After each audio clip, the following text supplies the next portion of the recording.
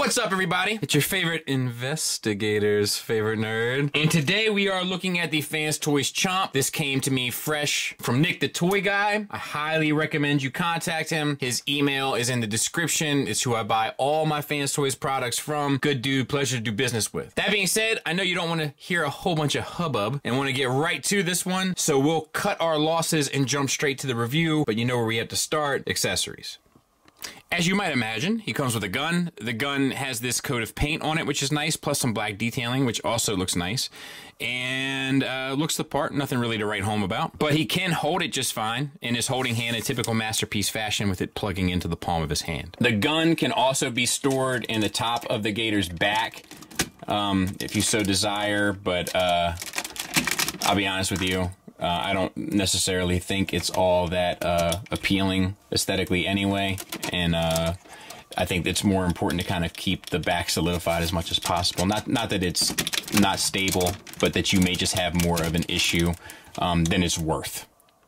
He also comes with his tail that makes shift as a sword, and the sword is completely painted. It also will extend, and you'll see this a bit more in what you call mode, obviously, crocodile mode, with a ball peg here at the end, and then some kind of makeshift swivel action going on so that you can get a little bit of articulation out of it, which is a nice touch. And then, of course, you can collapse it and then use the handle here and peg that into his hand in the same manner that you pegged the gun in, with the peg into the palm. To utilize it in alligator mode, once again, just extend all of your moving pieces here. This middle one for me gives me a little bit of grief. I'm not sure if you'll have the same experience, and I don't know if this one at the end does anything or not. And then you want to open up these side sections here on both sides so that you can tuck in the handle, all the while exposing the connector piece. At that point, you kind of have to unfortunately disconnect the body of the Gator, and then you'll see in there that there is a section for this to kind of get sandwiched into. It's a little hard for me to do with the camera, but if I didn't have it right in front of my face, it'd be even easier. And as you can see, you know, not the most challenging thing in the world. And then lastly, we have the Headmaster himself, and we'll talk about the accents and stuff as in the head when we go through the figure. You know how I roll with this and tapes and Target Masters. My rule is that I should be able to figure this out without the instructions or it's a fail. So let's give it a go. It looks like to me that the feet are just pegged in here at some place. There they are, into the shoulders there. And then they come down, and then we have the shoulders, and I think that's it, unless there's something to cover up the head that I'm not aware of. That being said, the face is painted with the yellow and red. The red has the metallic eyes as well, but it is stuck in place. The shoulders are on little ball pegs that get you out to 90 degrees, plus well, maybe not 360 around, but at least 90 degrees up. Then you have a single hinged elbow. This is a little loose. This one's okay. Not that I care too much anyway, but you know what I mean. No waist swivel, but we do have T-jointed ball joints for hips. However, the limited, very, very limited out to the side. A little bit more give going forward. And then you have a single hinge knee on both. And then the ankles are actually on little ball pegs as well. So you get an ankle tilt down, up, and a rocker if you're so inclined. So plenty of stuff with this guy. And he can, of course, sit down inside of the crocodile head there, or alligator head, and ride along. And with that, let's talk about the figure. So the head obviously fits into that little space there. Using that, you don't really get anything. You get a little bit back and forth on the yellow bit, but not a ton, but you do get the swivel. Looking at the head itself, the red metallic paint stands out to me. I'm not sure how much of that is painted or not. None of it looks bad. I'm going to guess that it's fully painted. None of it looks bad. And I like the expression too. It's very like stern, but you know, I don't know. I think it works. Moving down, we have a waist swivel ratcheted, no ab crunch. You can see inside here most of the gimmicks from where his, or not gimmicks, but most of the innards from where the alligator bit sits, the head, and that to me, while it's nice that they did put a lot of sculpted detail and stuff in there, it seems, it does seem a bit unfinished, and I wish that this kind of locked in place, unless I have it wrong somehow, which is possible. Speaking of which, you'll notice that when you get him out of the box that he does come with that part of his body turned around. So you just waist swivel it 180 degrees to sort that. And the heels are collapsed. You just flip them out. Simple enough. All right. So underneath here, you do have the kind of classic gimmick of the strength, intelligence, speed stuff for the Headmaster. And let's see if we can't get that up. Oh, no. There's got to be. So you just had to add a little bit of elbow grease to it, and it'll fit in that little space. Moving right along. We have the green, which is painted. It looks good. And then we have the darker green accents down here at the bottom. They look good as well. And then we have the shoulders. They are on ball pegs, which is bizarre. So you get the around, you get up to about 90 degrees, a little shy, but I say we give it to him. And then you do get a little bit of a butterfly, I guess, to be fair. Smallest bit of sculpted detail there, but I'll take it. We have a bicep swivel, and we have a double jointed elbow. Probably because it's an older design, but once again, I'll take it. Not that it hasn't been revamped and such, but I would guess that it came from the giddy up, so to speak. All right, so then we have the forearm, once again painted. We have the wrist, it's a swivel. You get a little bit of up down, just the slightest bit, and then the fingers are individually articulated at a base pin knuckle and then a secondary knuckle. The thumb is on a ball peg to a hinge for the thumb movement, which is fair. And then you have the dog paws that you can adjust as well. Same for the other side. All right, hip skirts, get up, out of the way. For makeshift universals, they're actually kind of like disc hinges. They're not ratcheted out to the side, which I think is a bit of a shortcoming because of the weight of the figure. Now, theoretically, this won't be an issue because it'll be supporting the weight. It just would make me feel better if it had a little bit of extra strength behind it.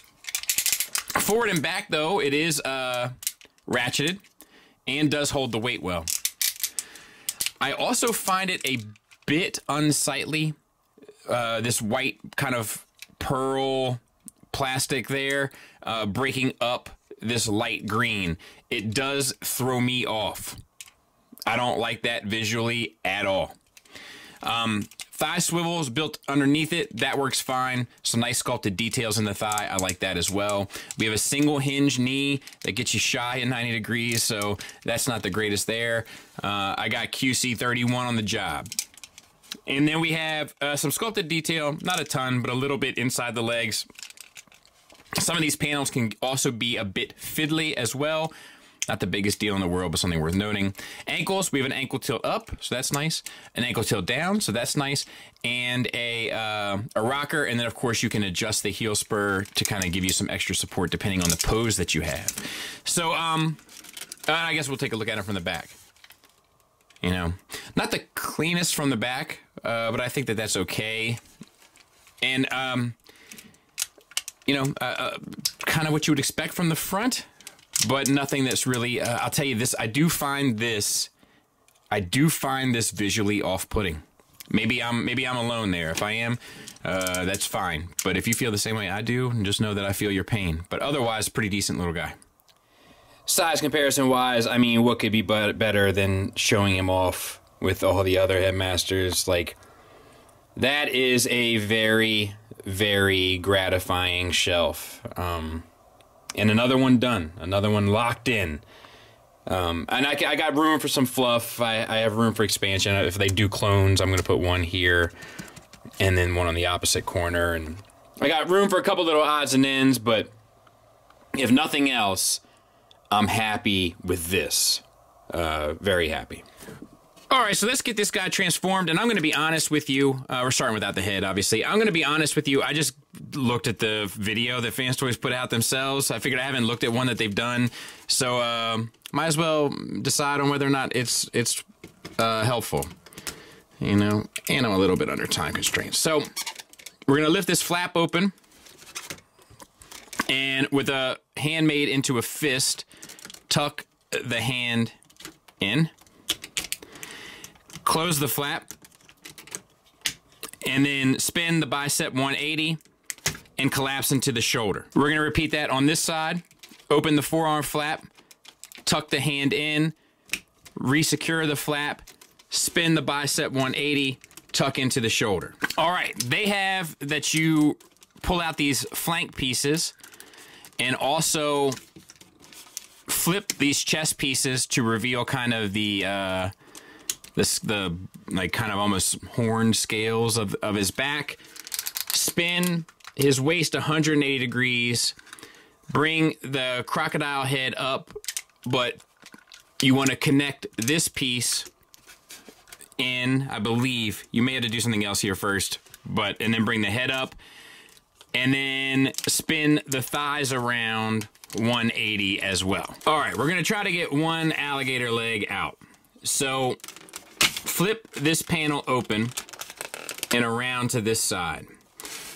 Take and collapse the heel spur in. Rotate this section down here and then spin it so that it's in line. Flip this entire section out so that you have all of the kind of innards plus the moved around to this side. And then where this leg is attached is on a pink panel, not to be confused with a pink panther. Take that, spin it around, but then you need to get it back up, so slide it back up, bring it in, and then rotate it until it locks into place. Now take this piece up and this piece up, so that that's sitting up, and then this is sitting kind of somewhat flat in here. Unfurl that flap. This whole section here needs to come down. When you do so, this piece will spin inside so that this all kind of frees up this open space for you to bend at the knee enough to bring this around and then sit it kind of back up against the flank. Sorry for the cut, but I did miss this and I want to interject it. There's this piece here that flips around. So it's like this in robot mode, and you want to flip it to get the green part in and the pink part out for alligator mode. And as you can see, that's what it looks like when you don't do it. And if you wanted to look at the other side, it'll look like that. So it'll just be, you know, more finished in that regard. But, you know, for what it's worth, it doesn't look bad like this either. But this is the proper transformation. I just miss it. Now we're going to see if we can't repeat that on this side, perhaps from a different angle. Open this piece up and this piece to get the whole flap open. Collapse your heel spur.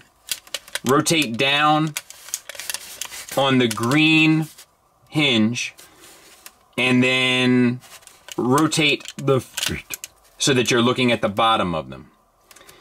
Then we want to, let's see here, take our alligator leg, slide it down, spin it, slide it back up, collapse it, and then slide it back down to kind of close it in. At that point, we can bring this section up and flip this section up, flip this piece down, and take this, and as we bring this piece down, rotate the other piece up, bend at the knee so that we can clear the leg with all of these bits until it sits nice inside the legs. The thighs sit nicely kind of inside the guts of the lower legs. We can extend them, and we can collapse these flaps. All right, now let's see if we can't make a big dent here, so to speak. So you want to lift this section up,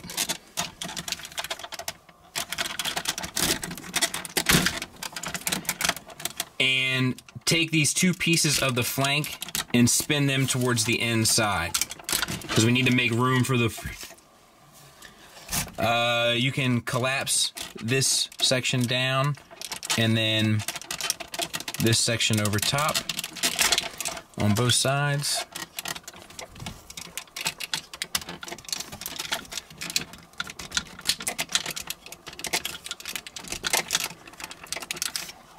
And what we need to do here is bring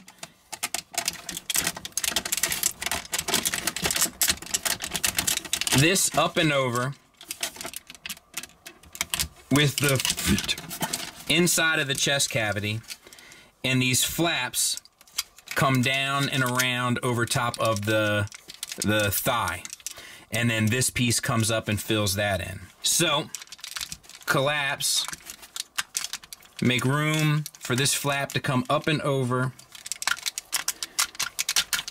with the stored inside of the chest cavity, and this flap comes down on the inside of the thigh, and this piece comes up so that everything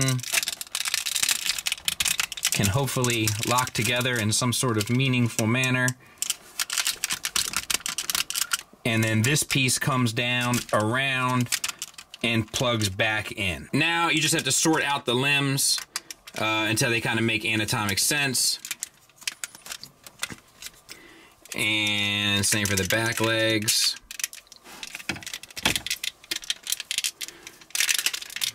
And flip up this piece. Flip out this white piece that was giving us problems in robot mode. Connect that. This can come down and grab a hold of it. And then it says here that you can maneuver these pieces up and around. I guess this just fills in that space, which is pretty thoughtful, but I'm not even sure I would have noticed it had they not. And that's pretty much it. I'll clean them up. We'll take a look at them. So there he is, and I quite like him. Let's talk about articulation a bit.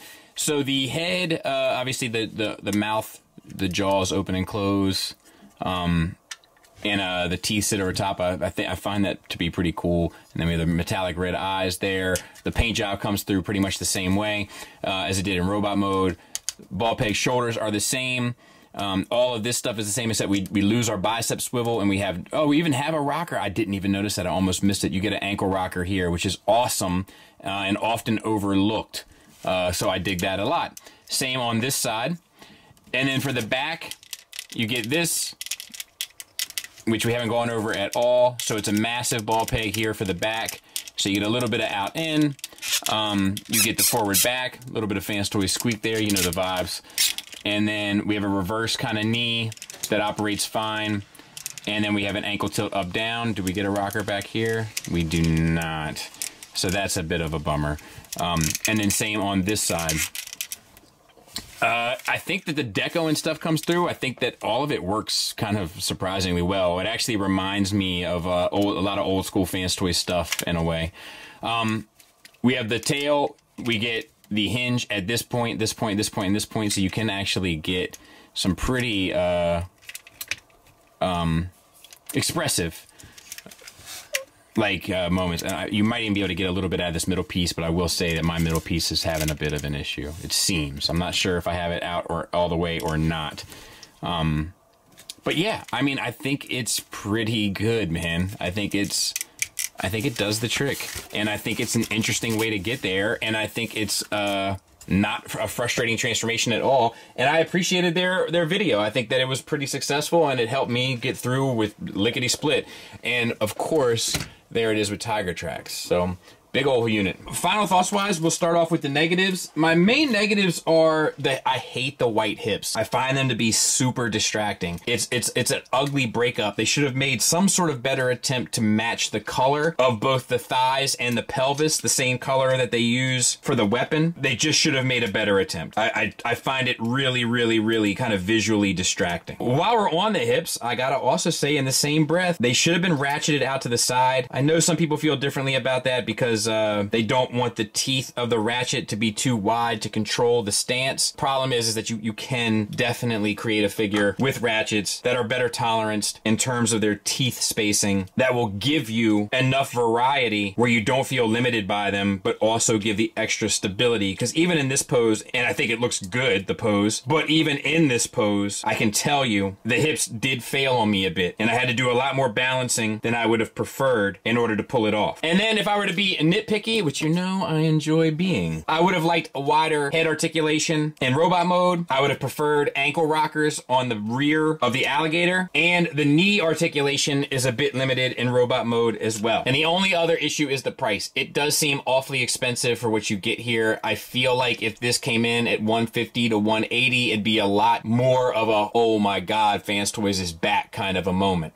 But even with that being said, I have to admit there are a lot of elements here that do remind me of the good old Fanstoys from the good old days. Fully painted from head to toe, and the paint looks outstanding. The articulation is better than we have received in recent years. Some of that is because of a ball peg shoulder, but we got double jointed elbows, ankle rockers on the front paws, dog paws of the alligator. Plus there's some side to side and swivel movement in the alligator head, which I don't think I covered, but it's there. Speaking of things I didn't cover, the cockpit, if you go back and look when I put the Headmaster in it, there's a lot of like painted details, sculpted details in the cockpit as well. But the majority of articulation works well. The sculpt is great. Materials feel good. The paint is great. And lastly, this also reminds me of the glory days, which I'll have you know were few. But they were there nonetheless, of when Fanstoys engineering in regard to their transformations were fun and interesting and didn't want to make you pull your hair out. This reminds me of the Dinobot era, where it's a fun, interesting, surprisingly engaging, and intuitive transformation. And for all of those reasons, along with the pure joy of just finishing off a shelf, I have to say it is definitely a strong recommend from me. I'll also have you know that I didn't notice any paint chipping throughout the process of this whatsoever. Take it for what it's worth. Thanks for listening. Thanks for watching. Until next time, take care.